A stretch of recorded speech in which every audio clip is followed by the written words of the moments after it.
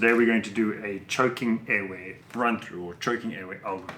So we get caught to scene and we've been told the patient is choking. So we know the patient's choking, patient is unresponsive. So what are we doing? We need our laryngoscope as fast as we can and a pair of Magills. Hopefully this is going to be the quickest way to fix the problem. The important thing about the Magills is how do you hold it, right? They're not scissors. We don't hold them with scissors or life scissors. It doesn't give us the control we need, right? To see how that kind of just moves around all without control. It's actually your thumb and your ring finger, which allows me to apply then 2 fingers on the back and your index finger on the front. So I have complete control over it. Look in the mouth. If it was visible to be pulled out, it would have been pulled out already, right? So we're going to go in the mouth very carefully, looking as we go to try to see what view we can get. Right, so I can see the vocal cords, so that's a pretty good view. All right, so I'm going to then, if it is visible for me to pull out, I'm going to pull it out. What's important to notice here, all right, is that if you push your Magills in like this, it just gets caught on the mouth and in the airway. You actually need to put it in like that, upside down. You see how my arm raises in the air because of the shape of the airway is like that. The shape of the airway is not like that. Right, think about how our blade is curved like that as well. So it goes in the mouth like this, we rotate and we can pull out. But if it's just sitting in between the vocal cords and you can't get it out, what are we going to do, right? We need to intubate. So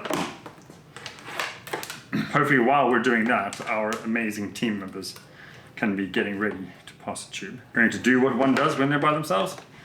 They're going to go in here, pass the tube.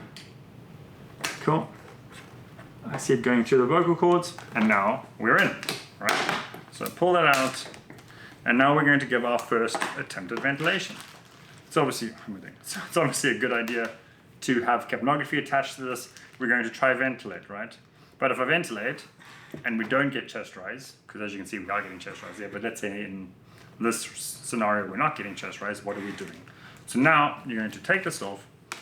Your options now are to do a surgical crike. If you feel like at this point a surgical crike is what needs to be done because you know what's lodged in there maybe, and you think that you could pull out something that's in the airway that is lodged from there, because just remember that it's a very, very small hole.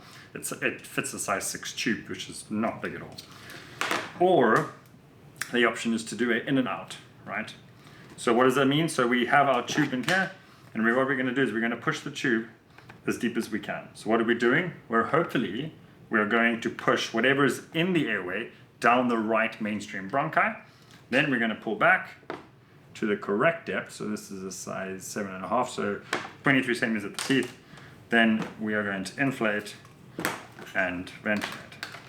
Hopefully now what we've done is we've dislodged whatever was in there and we pushed it down the right mainstream bronchi, and we can now ventilate the left lung. Hopefully it doesn't get caught where the carina is, where the lungs bifurcate, which would cause, obviously, cannot do anything with that, right? It can't do a surgical airway, we can't pull out that, we can't do a tracheostomy. It's not going to work out very well. So that is your typical choking airway algorithm. If anyone has any comments or thoughts or feedback on it, I'd love it. I will put the evidence down below on the actions and the steps that I'm taking here. And yeah, if you like this, you probably like this video. So yeah, thanks for your time. Bye for now.